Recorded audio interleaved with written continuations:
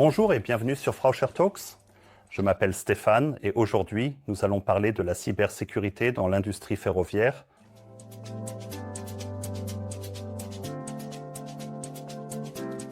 La sécurité est une discipline bien connue dans l'industrie ferroviaire depuis des décennies. En revanche, la cybersécurité est un sujet plus récent qui est devenu de plus en plus important ces dernières années. Alors, commençons par le début. Quelle est la principale différence entre sécurité et sûreté? La sécurité traite principalement de la prévention des accidents et des blessures résultant de dangers opérationnels, tels que les déraillements ou les collisions.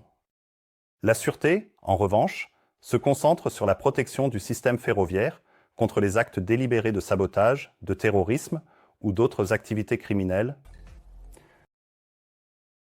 La sécurité protège les personnes de la machine et la sûreté protège la machine des personnes. Cela signifie également que la sûreté doit protéger la sécurité sans la compromettre. Pensez à un parapluie global. Les deux aspects doivent travailler ensemble, même s'ils reposent sur des conditions différentes.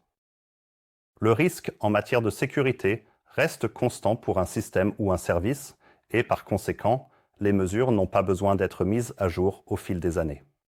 La sûreté, en revanche, fait face à de nouvelles vulnérabilités et menaces constantes, ce qui nécessite une approche différente de la gestion des risques et des correctifs. Il est donc très important de créer des points de synchronisation entre la sécurité et la sûreté tout au long du cycle de vie d'un système. Ceci est décrit plus en détail dans ma prochaine vidéo.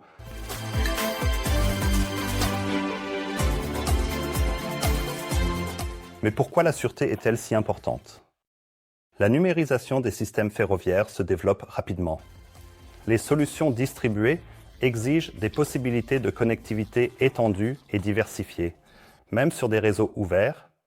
De ce fait, il est crucial de mettre en place des couches de protection supplémentaires pour garantir la confidentialité, l'intégrité et la disponibilité des communications de sécurité. Cette approche est appelée défense en profondeur.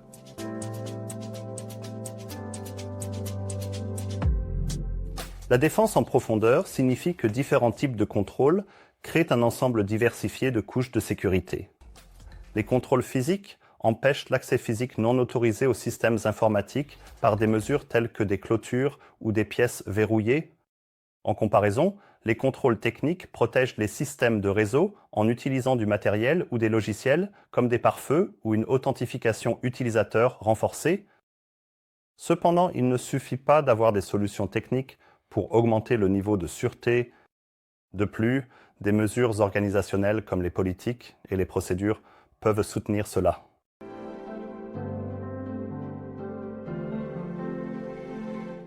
Augmenter la sûreté d'un système ferroviaire est un travail d'équipe. Les opérateurs, les intégrateurs et les fabricants de produits doivent travailler main dans la main tout au long du cycle de vie. De nouvelles normes comme la TS 51701 et l'IEC 63452 répondent aux besoins en cybersécurité dans les chemins de fer pour aider les parties prenantes à comprendre comment intégrer la cybersécurité de manière globale. Alors, merci de nous avoir rejoints et à la prochaine dans le prochain épisode de Frauscher Talks.